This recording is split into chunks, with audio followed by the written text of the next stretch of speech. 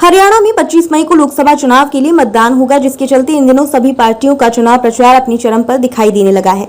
इसी बीच आज परिवहन राज्य मंत्री असीम गोयल अपने पैतृक गांव नन्योला में बीजेपी प्रत्याशी बंतु कटारिया के लिए प्रचार करने पहुंचे, जहां राज्य मंत्री असीम गोयल ने डोर टू डोर जाकर बंतु कटारिया के पक्ष में मतदान करने की अपील की। इसके साथ ही कई घरों में जाकर अपनी पुराने साथियों से भी मुलाकात की। इस दौरान गांव नन्योला के दुकानदारों ने जगह जगह राज्य मंत्री असीम गोयल का गर्मजोशी के साथ स्वागत किया और असीम गोयल को भाजपा के पक्ष में मतदान करने का आश्वासन दिया। इस दौरान सैकड़ों की संख्या में भाजपा कार्यकर्ता भी प्रचार करते नजर आए। चुनाव प्रचार चरम पर होने के चलते अब हरियाणा सरकार में राज्य मंत्री असीम गोयल अंबाला से भाजपा प्रत्याशी बंतु कटारिया के लिए खूब पसीना बहाते दिखाई दे रहे हैं।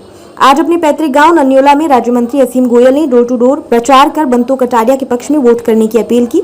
अपने पैतृक गांव में असीम गोयल ने एक एक दुकान और एक एक घर में जाकर नरेंद्र मोदी को तीसरी बार प्रधानमंत्री चुनने और बंतु कटारिया को अपना सांसद चुनने की अपील की। मीडिया से बातचीत करते हुए राज्य मंत्री असीम गोयल ने बताया कि भाजपा द्वारा महा जनसंपर्क अभियान चलाया जा रहा है, जिसके तहत आज उन्होंने अपने गाँव के चारों बूथों पर डोर टू डोर प्रचार किया है। नरेंद्र मोदी को तीसरी बार प्रधान सेवक चुनने के लिए जनता में भारी जोश है। बीजेपी इस बार अपने पुराने रिकॉर्ड को तोड़ देगी। हरियाणा में कांग्रेस के अलग अलग गुटों के नेताओं द्वारा एक दूसरे के लिए प्रचार करने से दूरी बनाई हुई है, जिस पर चुटकी लेते हुए राज्य मंत्री असीम गोयल ने कहा कि कांग्रेस अब व्यक्तिवादी पार्टी बन चुकी है। कांग्रेसी नेता जनसेवा के लिए नहीं बल्कि अपनी इच्छाओं की पूर्ति के लिए राजनीति कर रहे हैं।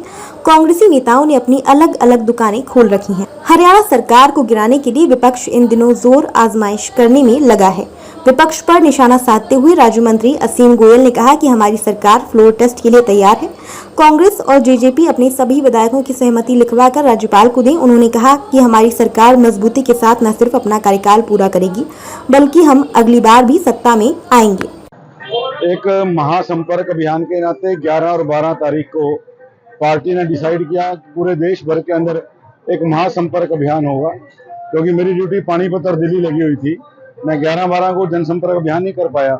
मेरी वोट आज भी नन्योला गांव में है, तो इन चारों बूथों का हमने आज डोर टू डोर जो है आज करने का काम किया है। बहुत जोश है, ना केवल यहाँ बल्कि पूरे हरियाणा बल्कि पूरे भारत के अंदर।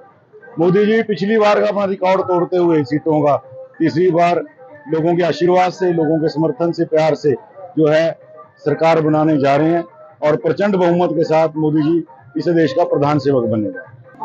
मैं तो आपको पहले भी कह चुका हूँ, ये कांग्रेस अब व्यक्तिवादी कांग्रेस हो गई है और गुट की कांग्रेस हो गई है। कांग्रेस पहले एक ज्वाइंट परिवार जैसी थी, लेकिन अब बिखर बिखर के वो अलग अलग दुकानें जो हैं उसमें से निकल के लोगों ने अपनी बना ली है।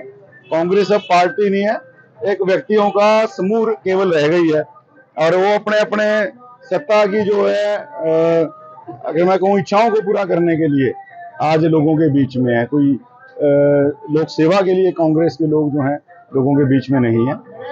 देखिए, हमारे तो माननीय मुख्यमंत्री जी ने कहा कि फ्लोर टेस्ट के लिए हम तैयार हैं। आप लिख के दें 30 लोगों की, कांग्रेस के 10 लोगों की दुष्यंत जी लिख के दें, हम फ्लोर टेस्ट के लिए तैयार हैं। सरकार पूर्णतः बहुमत में है, पूरा समय पूरा करेगी। कांग्रेस के मंसूबे और विपक्षियों के मंसूबे कभी कामयाब नहीं होंगे।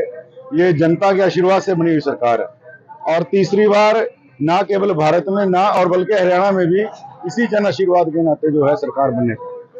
ये दावे सबको करने चाहिए, वो भी मैदान में है। सच्चाई जो है सारी 4 जून को सामने आई है।